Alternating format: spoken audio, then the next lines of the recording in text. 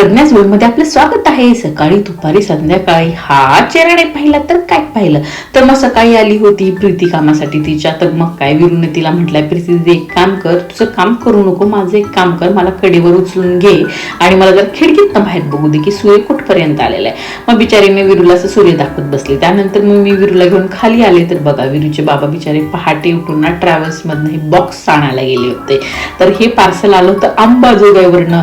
Actually माझी मावस बहिणी रेश्माताई तिने हे तिच्या गावावरनं पाठवले, डोंगरातले मस्त हे सीताफळ, कारण माझे फेवरेट आहेत. तिने दिले मम्मीकडे आणि मम्मीने सीताफळ आणि सोबत ह्या पप्पाया अशा पॅकिंग करून ना मला अंबाजोगाईवरनं पुण्याला आलं.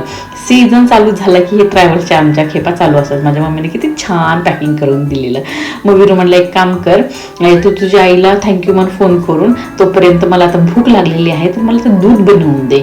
मग मी काय विरूला दूध बनवलं आणि दिलं आणि मग झाला आजचा आमचा दिवस चालू.